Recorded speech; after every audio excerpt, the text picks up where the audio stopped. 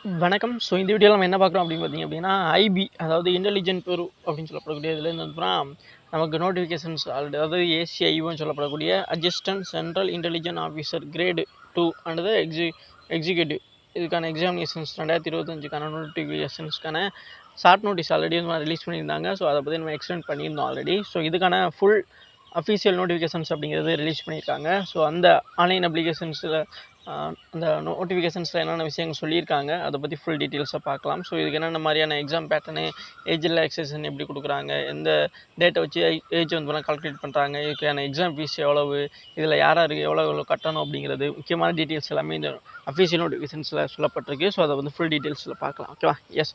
So நீங்கள் இந்த எக்ஸாமுக்கு வந்து பார்த்தீங்கன்னா ஆன்லைனில் தான் வந்து அப்ளிகேஷன் வந்து போட முடியும். ஓகேவா? ஸோ நோ ஆஃப்லைன் அப்படிங்கிறத சொல்லிட்டாங்க. ஸோ இது வந்து பார்த்தீங்கன்னா மினிஸ்ட்ரி ஆஃப் ஹோம் அஃபேர்ஸ் அந்த டிபார்ட்மெண்ட் கீழே வந்து வரக்கூடியது. இதில் வந்து பார்த்தீங்கன்னா 2 வெப்சைட் வந்து பார்த்தீங்கன்னா இருக்குது. ஓகேவா? ஸோ ஒன்று வந்து பார்த்திங்க அப்படின்னா www.mhagov.in அது எல்லாத்தையும் வந்து www.ncs.gov.in இந்த 2 வெப்சைட்டில் தான் வந்து நீங்கள் வந்து இந்த எக்ஸாமினேஷன்ஸுக்கு அப்ளை பண்ண முடியும். ஓகேவா? ஸோ இந்த வெப்சைட்டை போய்ட்டு ஹோமில் பார்த்திங்க அப்படின்னா ரீசெண்ட் ரெக்ரூட்மெண்ட் அப்படி மாதிரி இருக்கும். ஸோ அந்த இடத்துல வந்து நீங்கள் வந்து கிளிக் பண்ணி போனீங்க அப்படின்னா ஆன்லைன் அப்ளிகேஷன்ஸ் வந்து ஃபில் பண்ண முடியும். ஓகேவா? ஸோ இதில் முக்கியமானது வந்து நிறைய பேருக்கு இந்த வேகன்சி அப்படிங்கிறது ஆல்ரெடி வேகன்சி அப்படிங்கிறத டீட்டெயில் சொல்லியிருந்தோம். ஓகேவா? எஸ். ஸோ இதுக்கான அந்த போஸ்டிங் பேர் என்னன்னு பார்த்தீங்க அப்படின்னா ஜெனரல் குரூப் சி நான் கெஜெட்டட் தான், நான் மினிஸ்டர். ஓகேவா? ஸோ நான் கெஜெட்டடாகவும் நான் மினிஸ்டர் குரூப் சி இதாக இருக்குது. ஓகேவா? அதே மாதிரி இதில் வந்து எவ்வளோ சம்பளம் அப்படின்னு பார்த்தீங்கன்னா லெவல் 7. ஓகேவா? ஸோ அதில் வந்து 44,900 1,42,000 இருக்கும் இந்த சம்பளம் இருக்கும். ஓகேவா? ஸோ உங்களுக்கு அலவன்ஸ்லாம் சேர்த்து சொல்கிறேன். இதில் வந்து செக்யூரிட்டி அலவன்ஸ் 20% கொடுப்பாங்க. அதே போல் வந்து 30 நாளைக்கான அந்த ஒரு விஷயம் ஹாலிடே இதுவுமே கொடுப்பாங்க. ஓகேவா? So S. ஸோ அடுத்து பார்த்திங்க அப்படின்னா நம்பர் ஆஃப் வேகன்சி இதில் எல்லாருக்கும் வேகன்சி அப்படிங்கிறது வந்து பார்த்திங்கன்னா ஒட்டுமொத்தமாக 3,717 வேகன்சி. இதில் ஒவ்வொரு பிரிவுக்குன்னு பார்த்தீங்கன்னா யூஆருக்கு வந்து 1,537 பொது பிரிவு இருக்குல்ல அதுக்கு, எக்கனாமி வீக்கர் செக்ஷனுக்கு 442, ஓபிசிக்கு வந்து 946, எஸ்சி கேட்டகரிக்கு வந்து 566, அதேமாதிரி எஸ்டி கேண்டிடேட்டுக்கு வந்து 266. ஒட்டுமொத்தமாக வந்து பார்த்திங்கன்னா 3,717. ஓகேவா? ஸோ அடுத்து இதில் முக்கியமான டேட்ஸ் என்ன அப்படிங்கிறத முதல்ல நான் பார்த்துக்கலாம். ஓகேவா? ஸோ அதுக்கப்புறம் வந்து இந்த மாதிரி டீட்டெயில்ஸ் எல்லாத்தையுமே நான் பார்க்கலாம். ஃபஸ்ட் அந்த முக்கியமான டேட்ஸ் என்ன அப்படிங்கிறத பார்த்துக்கலாம். ஓகேவா? S.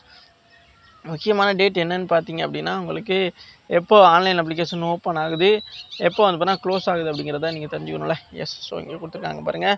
So opening date of online registration applications வந்து பார்த்திங்கன்னா 19/7/2025. ஓகேவா? ஸோ இந்த வீடியோ பார்க்கும்பொழுது நீங்கள் வந்து பார்த்தீங்கன்னா உங்களுக்கு ஆன்லைன் அப்ளிகேஷன் ஓப்பனில் தான் இருக்குன்னு அர்த்தம். என்னைக்கு க்ளோஸ் ஆகுது, க்ளோசிங் டேட் பார்த்திங்க அப்படின்னா 10/8/2025. ஓகேவா? ஸோ ஆகஸ்ட் 10 வந்து பார்த்தீங்கன்னா நைட்டு 12 o'clock வந்து பார்த்தீங்கன்னா அதுக்கான ஆன்லைன் அப்ளிகேஷன்ஸ் வந்து க்ளோஸ் பண்ணிடுவாங்க. ஓகேவா?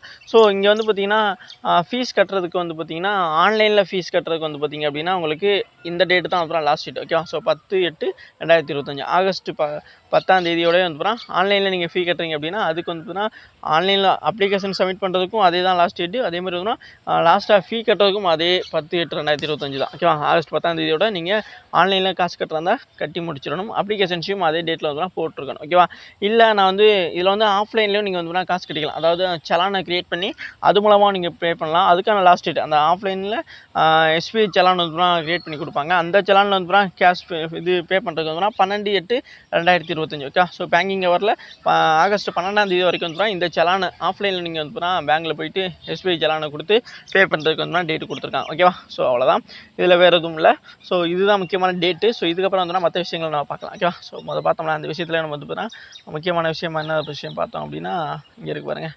அடுத்து இதுக்கான எவ்வளோ என்ன படிச்சிருக்கணும் அப்படிங்கிற ஒரு இது விஷயம் வந்து உங்களுக்கு சந்தேகமாக இருக்கலாம். ஸோ குவாலிஃபிகேஷன் பார்த்தீங்கன்னா கிராஜுவேஷன் நீங்கள் வந்து பார்த்தீங்கன்னா ஏதோ ஒரு டிகிரி முடிச்சிருந்தா வந்து ஓகே தான். அடுத்து வந்து describe the qualification computer knowledge அது எக்ஸ்ட்ரா வந்து பார்த்தீங்கன்னா உங்களுக்கு கம்ப்யூட்டர் நாலேஜ் வேணும். ஓகே? ஸோ கம்ப்யூட்டரை பற்றி பேசிக்கான நாலேஜ் வந்து பார்த்தீங்கன்னா இருக்கணும். ஓகேவா? எஸ். அதுதான். அதாவது எம்எஸ் ஆஃபீஸ் அந்த மாதிரி விஷயங்கள் வந்து தெரிஞ்சிருக்கணும் அப்படி மாதிரி எதிர்பார்க்குறாங்க. அதுக்கப்புறம் ஏஜ் லிமிட் நம்ம ஆல்ரெடி சொல்லிக்கிட்டு இருந்தது தான். ஏஜ் லிமிட் பார்த்திங்க அப்படின்னா 18லேருந்து 27 வயசுக்குள்ளே இருக்கணும். அது எந்த தேதிக்குள்ளேன்னு பார்த்திங்க அப்படின்னா நீங்கள் லாஸ்ட் டேட் நம்ம சொல்லியிருந்தோம்ல இப்போ ஆகஸ்ட் 10/8/2025 ஆகஸ்ட் 10ஆம் தேதி உள்ள அப்போ பார்த்தீங்க அப்படின்னா உங்களுக்கு வயசு 18லேருந்து 27 வயசுக்குள்ளே உள்ளவங்களா வந்து நீங்கள் இருக்கணும். ஸோ இதில் ஏஜ் ரிலாக்ஸேஷன் பார்த்தீங்கன்னா 5 வருஷம் எஸ்சி எஸ்டி கேண்டிடேட்டுக்கும் 3 வருஷம் வந்து ஓபிசி கேண்டிடேட் கொடுக்குறாங்க. ஓகே? அப்போ அப்படி பார்த்தீங்க அப்படின்னா 32 வயசு வரைக்கும் வந்து எஸ்சி எஸ்டி கேண்டிடேட்டும் 30 வயசு வரைக்கும் வந்து ஓபிசி கேண்டிடேட்டும் வந்து நீங்கள் எக்ஸாம் எழுதலாம். ஓகேவா? எஸ். அடுத்து வந்து பார்த்தீங்க அப்படின்னா அப்படியே வந்து நம்ம அடுத்து இங்கே போயிடலாம். அவ்வளோதாங்க. ஓகேவா? எஸ். அடுத்து அப்படியே நம்ம கீழே போயிடலாம். அடுத்தது பார்த்தீங்க அப்படின்னா ப்ரீவியஸ் பெஞ்ச்மார்க் டிசபிலிட்டி. இங்கே வந்து பார்த்தீங்கன்னா இவங்களுக்கு வந்து யார் அப்ளை பண்ண முடியாது அப்படின்னு பார்த்தீங்க அப்படின்னா பெஞ்ச்மார்க் டிசபிலிட்டியாக இருக்கீங்கல்ல. ஸோ மாற்றுத்திறன், அதாவது எந்திரிச்சு நடக்க முடியாத ஒரு நிலைமையில் இருக்க மாற்றுத்திறனாளி வந்து பார்த்தீங்கன்னா நீங்கள் வந்து இதை வந்து அப்ளை பண்ண முடியாது அப்படிங்கிறத சொல்லிட்டாங்க. ஓகே. ஸோ இது வந்து சூட்டபுள் ஜாப் அப்படின்னு சொல்லிட்டாங்க. ஸோ அதனால் நீங்கள் வந்து இதில் அப்ளிகேஷன் போட முடியாது. ஓகே. ஸோ நீங்கள் நடக்க முடியாத சூழ்நிலையில் இருக்க மாற்றுத்திறனாளியாக இருந்தீங்க அப்படின்னா கண்டிப்பாக வந்து இதில் வந்து நீங்கள் அப்ளை பண்ண முடியாது. அதை தான் பெஞ்ச்மார்க் டிசபிலிட்டின்னு சொல்லிட்டாங்க. அடுத்து மொத்தமாக பிடபிள்யூடி கேண்டிடேட் வந்து நீங்கள் வந்து அப்ளை பண்ண முடியாது. The number of the vacancy is provisional liable change. Okay. So இந்த வேகன்சி வந்து கண்டிப்பாக சேஞ்ச் பண்ணுவோம் அப்படிங்கிற மாதிரி சொல்லியிருக்காங்க. ஓகேவா? ஸோ அதிகரிக்கவும் செய்வோம், குறைக்கவும் செய்வோம் அப்படிங்கிற மாதிரி சொல்லியிருக்காங்க. அடுத்து ஏஜ், எஜுகேஷன் குவாலிஃபிகேஷன், கேட்டகரி எல்லாமே வந்து டோட்டலாக வந்து அந்த டேட் தான் சொன்ன டேட்டில் வந்து முடிச்சிடும். நான் எக்ஸ்டெண்ட் பண்ண மாட்டோம் அப்படிங்கிற சொல்லிட்டாங்க. 10/8/2025 சொல்லியிருந்தாலும் போத அதே தேதியில் வந்து நாங்கள் வந்து கண்டிப்பாக வந்து லாஸ்ட் டேட் அதுதான். அதுக்கப்புறம் அதிகரிக்க மாட்டோம் அப்படிங்கிற மாதிரி சொல்லிட்டாங்க. இது வந்து ஒரு குரூப் சி வேகன்சி இது போஸ்டிங் தான். ஓகேவா? ஸோ அவ்வளோதான். அடுத்து அப்படியே நம்ம வந்து பார்த்திங்க அப்படின்னா இங்கிட்டு வந்துடுங்க. Service ability. ஓகே. ஸோ எக்ஸாம்ங்கிறது எப்படி நடக்கும் அப்படிங்கிறத வந்து நீங்கள் தெரிஞ்சுக்கணும். ஓகேவா? ஸோ எக்ஸாம் வந்து பார்த்திங்கன்னா எப்படி நடக்கும் வந்து பார்த்திங்கன்னா அப்படிங்கிறத உங்களுக்கு வந்து அந்த போஸ்டிங் வந்து பார்த்திங்கன்னா ஆல் இந்தியா லெவலில் வந்து இருக்கும் அப்படிங்கிற சொல்லிட்டாங்க. ஓகே. ஸோ இந்தியாவில் எங்கே வேணால் நீங்கள் வந்து பணிபுரிகிற மாதிரி தான் போஸ்டிங் வந்து இருக்கும். ஸோ அதனால் இந்த இடத்துல பணிபுரிய முடியும் அப்படிங்கிற மாதிரியான நம்பிக்கைலாம் இருக்கக்கூடாது. இந்தியாவில் எங்கே வேணாலும் வந்து உங்களுக்கு பணியமர்த்தப்படலாம் அப்படிங்கிறத நீங்கள் வந்து இது மூலமாக தெரிஞ்சுக்கிறீங்க. ஸோ எக்ஸாம் பேட்டர்ன் அப்படிங்கிறத பார்த்துக்கினேன். Scheme of examinations. ஸோ இங்கே வந்து பார்த்தீங்கன்னா Tier 1 Tier 2 அப்படிங்கிற 2 எக்ஸாம் இருக்குது. ஸோ Tier 1 பார்த்திங்க அப்படின்னா 100 கொஸ்டின் ஆப்ஜெக்டிவ் டைப்பில் இருக்கும். மல்டிபிள் சாய்ஸ் கொஸ்டினாக இது வந்து 5 பார்ட்டாக பிரிச்சுருப்பாங்க. ஃபஸ்ட்டு வந்து கரண்ட் அஃபேர்ஸு. இதில் வந்து ஒரு 20 கொஸ்டின்ஸ் இருக்கும். ஒரு கொஸ்டினுக்கு 1 மார்க். ஓகேவா? இதான் வந்து 20 மார்க் வந்து இருக்கும். அதேமாதிரி வந்து ஜென்ரல் ஸ்டடீஸ்லேயுமே வந்து 20 கொஸ்டின்ஸ் இருக்கும். சியில் வந்து நியூமரிக்கல் ஆப்டிடியூட்லையும் 20 கொஸ்டின்ஸ் இருக்கும். ரீசனிங்கில் 20 கொஸ்டின்ஸ் இருக்கும். அண்ட் இங்கிலீஷ்லையும் 20 கொஸ்டின்ஸ். ஓகே. ஒட்டு மொத்தமாக வந்து ஒரு 100 கொஸ்டின்ஸ் வந்து இருக்கும். 2 10 5 × 20 பார்த்தீங்கன்னா 100. அதில் அப்புறம் வந்து 1 ஹவர் வந்து எக்ஸாம் நடக்கும். Tier 1 exam. ஓகேவா? ஸோ இதில் வந்து பார்த்தீங்கன்னா நெகட்டிவ் மார்க் பார்த்திங்க அப்படின்னா 1.4. ஓகேவா? ஸோ 4 இதில் 1/4 மார்க் அப்படிங்கிற ரேஷியோவில் வந்து ஒவ்வொரு ரேங்க் ஆன்சருக்கும் வந்து நெகட்டிவ் மார்க் வந்து கால்குலேட் பண்ணுறாங்க.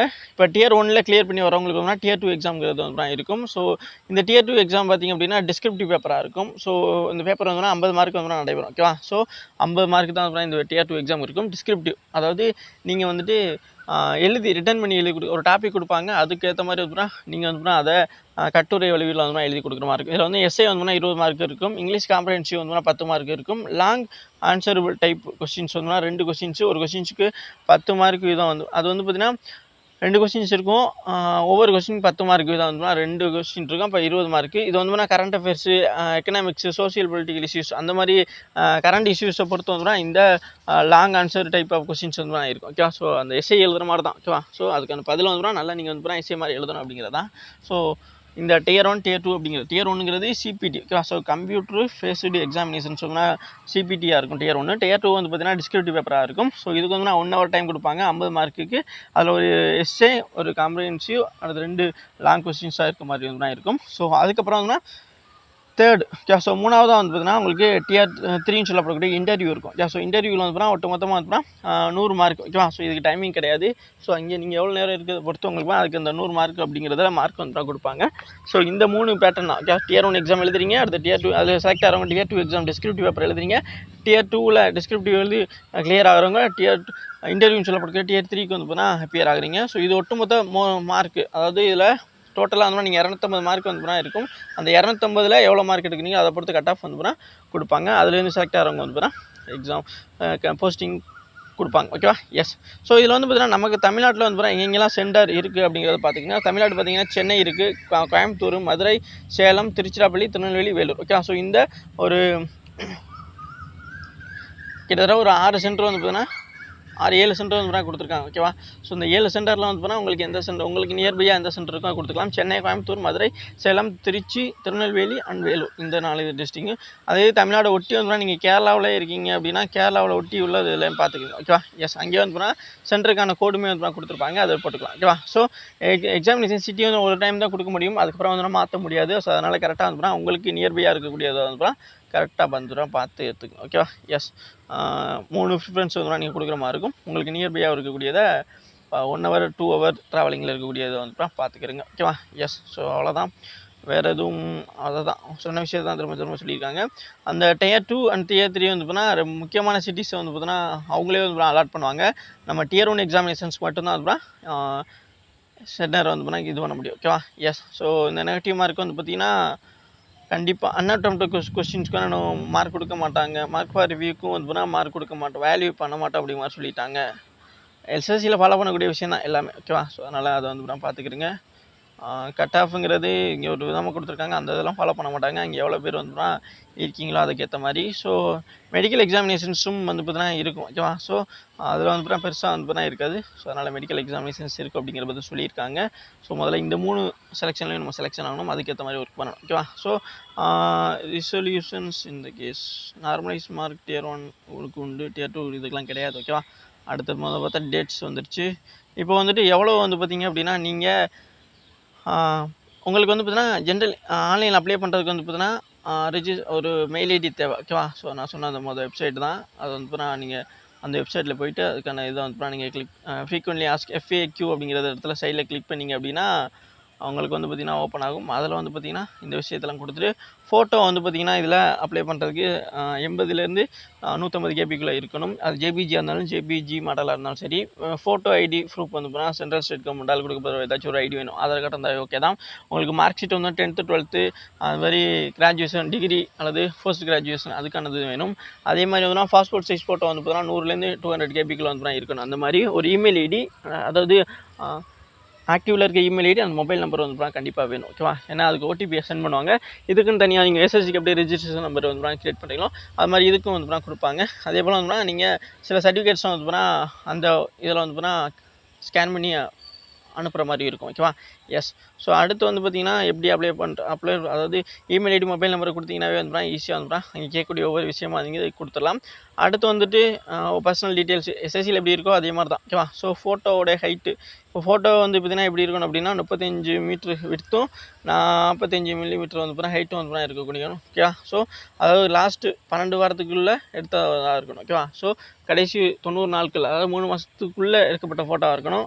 Black and white photo will be the accept. Okay? So black photo இருந்துச்சு, பேக்ரவுண்ட் பிளாக் இருந்துச்சு அப்படின்னா அது வந்து அக்செப்ட் பண்ண மாட்டாங்க. Light background light grey white சஜஸ். ஓகேவா? ஸோ பின்னாடி ரொம்ப லைட்டான ஒரு பேக்ரவுண்ட் உள்ளதாக இருக்கணும். ஓகேவா? ஸோ ப்ளூ கலர் அந்த மாதிரி உள்ளது. ஸோ அடுத்து ஃபேஸ் வந்துன்னா 70% 80% வந்து ஃபோட்டோ வந்து கவர் ஆகிருக்கணும். ஓகேவா? அது முக்கியமானது. ஃபேஸ் ஒரு பக்கம் திரும்பின மாதிரியோ அல்லது கிளாஸ் போட்ட மாதிரியோ அந்த மாதிரிலாம் இருந்துச்சு அப்படின்னா கண்டிப்பாக வந்து ரிஜெக்ட் பண்ணிடுவாங்க. So uniform colour of matching the background. Okay? So அதாவது பின்னாடி இருக்க பேக்ரவுண்டுக்கும் உங்களோட ட்ரெஸ்ஸோட இதுவும் வந்து சேமாக இருக்க மாதிரி வந்து ஃபோட்டோ வந்து அப்லோட் பண்ணாதீங்க. அதாவது பின்னாடி இப்போ பேக்ரவுண்ட் வந்து ப்ளூ கலரில் இருக்குது, நீங்கள் போட்டிருக்க ட்ரெஸ்ஸும் ப்ளூ கலரோடு இருக்குது அப்படின்னா அந்த மாதிரி இதை வந்து ஃபோட்டோ அப்லோட் பண்ணாதீங்க அப்படிங்கிற மாதிரி சொல்கிறாங்க. அப்போது பின்னாடி இருக்க பேக்ரவுண்டுக்கு ஆப்போசிட்டாக இருக்கக்கூடிய மாதிரி ட்ரெஸ் போட்டு அந்த மாதிரி கலரில் உள்ளது பார்த்துங்க. ஓகேவா? ஸோ ஐ விசிபிள் வந்து ஸ்ட்ரைட்டாக பார்க்குற மாதிரி இருக்கணும். அதே மாதிரி வந்து நீங்கள் ஸ்கேன் பண்ணக்கூடியது வந்து 100 200 கேபிக்குள்ள வந்து இருக்கணும். அந்த மாதிரி உள்ளதாக தான் அக்செப்ட் பண்ணுவாங்க. சிக்னேச்சர் இமேஜ், ஸோ சைன் வந்து பார்த்திங்க அப்படின்னா உங்களுக்கு 80லேருந்து 150 கேபிக்குள்ளே இருக்கக்கூடியதாக வந்து இருக்கணும். ஸோ பிளாக் இங்க் பெனில் தான் வந்து சைன் பண்ணதாக இருக்கணும். அது தெளிவாக வந்து ஸ்கேன் பண்ணி அதை வந்து போட்டுருங்க. ஓகேவா? அதுதான் நீங்கள் ப்ளூ கலரில் கொடுத்தீங்க அப்படின்னா ரிஜெக்ட் பண்ணிடுவாங்க. ஸோ அதனால் பிளாக் இங்கில் ஒயிட் பேப்பரில் சைன் பண்ணி உள்ளதை ஸ்கேன் பண்ணி அதை வந்து 80லேருந்து 150 கேபிக்குள்ளே இருக்கிற மாதிரி வந்து ஜேபிஜி மாடலில் இருக்கிறத போட்டுருங்க. ஓகேவா? எஸ். ஸோ அடுத்து வந்து பார்த்திங்க அப்படின்னா இது எக்ஸாம் ஃபீஸ் அப்படிங்கிறது வந்து கிட்டத்தட்ட வந்து எவ்வளோ கொடுத்துருக்காங்க அப்படிங்கிறத வந்து பார்த்துடலாம். ஓகேவா? ஸோ ஆன்லைன் அப்ளிகேஷன் அது வந்து எவ்வளோ ஒவ்வொரு கேட்டகரிக்கும் வித்தியாசமாக இருக்குது. ஸோ அது எவ்வளோ அப்படிங்கிற பார்த்தலாம். ஸோ அதுதான் முக்கியமான ஒரு விஷயம். எக்ஸாம் ஃபீஸ் பார்த்திங்க அப்படின்னா உங்களுக்கு 2 காம்பனண்ட்டாக வந்து கொடுத்துருக்காங்க. எக்ஸாம் ஃபீஸ் அப்படிங்கிறது 100. ஓகேவா? ஸோ எக்ஸாம் ஃபீஸ் அப்படிங்கிறது 100. இன்னொரு விஷயம் என்னென்னா ரெக்யூர்மெண்ட் ப்ராசஸிங் சார்ஜ் அப்படிங்கிறது 550. ஓகேவா? ஸோ 2 காம்பனண்ட்டாக பிரிச்சிருக்குன்னு சொன்னாங்க எக்ஸாம் ஃபீஸு. ஃபஸ்ட்டு இது வந்து எக்ஸாம் ஃபீஸ் அப்படின்னு சொல்லப்படக்கூடிய அது 100 ரூபாயாகவும், அடுத்து ரெக்யூர்மெண்ட் ப்ராசஸ் சார்ஜ், அதாவது இப்போது நமக்கு சிஸ்டம் அலாட் பண்ணுறது அதுக்குடைய செலவுகள்லாம் இருக்குல்ல அது மாதிரி உள்ளது. சிஸ்டம் அது ரெக்யூர்மெண்ட் ப்ராசஸிங் இதுக்கு 550 அப்படிங்கிற மாதிரி வந்து சொல்லி கொடுத்துருக்காங்க. ஓகேவா? ஸோ இதில் வந்து பார்த்தீங்கன்னா இது யார் எவ்வளோ கட்டணும் அப்படிங்கிற சொல்லியிருக்காங்க பாருங்கள். All category. ஓகேவா? ஸோ எல்லா கேட்டகரியுமே வந்து பார்த்திங்க அப்படின்னா ஃபீ கட்டணும். எவ்வளோ அப்படின்னா அந்த ரூ. 550 ஓகேவா. ஸோ இந்த ரூ. 550 நீங்கள் எந்த கேட்டகரியாக இருந்தாலும் சரி, OBC, UR, economic weaker section, SC ST candidate, ex service இது யாராக இருந்தாலும் சரி பார்த்தீங்கன்னா கண்டிப்பாக நீங்கள் வந்து இந்த ரூ. 550 கட்டியே ஆகணும். ஸோ இதில் யாருக்கு வந்து அடுத்து சொல்கிறாங்க அப்படின்னா மேல் கேண்டிடேட், அதாவது பொதுப்பிரிவு, economic weaker section, OBC category இருக்காங்களே, இதில் ஆண்கள் மட்டும் வந்து பார்த்திங்க அப்படின்னா நீங்கள் வந்து எக்ஸாம் ஃபீஸ் 100, அது கூட வந்து இந்த ரெக்ரூட்மெண்ட் ப்ராசஸ் சார்ஜ் அதுவும் சேர்த்து ஒட்டு மொத்தமாக வந்து ரூ. 650 வந்து கட்டணும் ஓகேவா. ஸோ ஆல்ரெடி அவங்க சொல்லியிருந்தாங்களே ரெக்ரூட்மெண்ட் ப்ராசஸ் சார்ஜ் 550, அதுபோக எக்ஸாம் ஃபீஸ் அப்படின்னு 100, அது ரெண்டும் சேர்த்து ரூ. 650 வந்து பார்த்திங்கன்னா ஆண்கள் மட்டும், அதாவது எந்த கேட்டகரி அப்படின்னு பார்த்தீங்கன்னா யூஆர், அதாவது பொதுப்பிரிவு, எக்கனாமிக் செக்ஷன், அதாவது பொருளாதாரத்து பின்தங்கிய அவங்க இருக்காங்களா அவங்க, அதே மாதிரி ஓபிசி ஓகேவா. ஸோ அவங்க எல்லாருமே வந்து பார்த்திங்க அப்படின்னா ஆண்கள் வந்து பார்த்திங்கன்னா ரூ. 650 வந்து சேர்த்து கட்டணும் ஓகேவா. ஸோ எக்ஸாமினேஷன் வரும், ரெக்ரூட்மெண்ட் ப்ராசஸ் சார்ஜ் 550 சேர்த்து ரூ. 650 வந்து கட்டணும் ஓகேவா. ஸோ அதை தெரிஞ்சுக்கிறங்க. இதில் யார் வந்து பார்த்திங்கன்னா இந்த ரூ. 550 எவ்வளோ, இந்த ஆண்கள், யூஆர், எக்கனாமிக் செக்ஷன், ஓபிசி இவங்களை தவிர மிச்சம் இருக்கவங்க பெண்கள் இருக்காங்களே, அவங்க எந்த கேட்டகரியாக இருந்தாலும் சரி, எஸ்சி எஸ்டி கேண்டிடேட் அவங்க ஆணாக இருந்தாலும் சரி பெண்ணாக இருந்தாலும் சரி, எக்ஸர்வீஸ் மேன் இவங்க எல்லாருமே வந்து பார்த்தா இந்த ரூ. 100 மட்டும் வந்து கட்ட தேவையில்லை. அவங்களுக்கு மிச்சம் இருக்க அந்த ரெக்ரூட்மெண்ட் ப்ராசஸ் ஃபீஸாக இருக்கக்கூடிய ரூ. 550 வந்து கண்டிப்பாக நீங்கள் வந்து கட்டி தான் ஆகணும் ஓகேவா. எஸ்.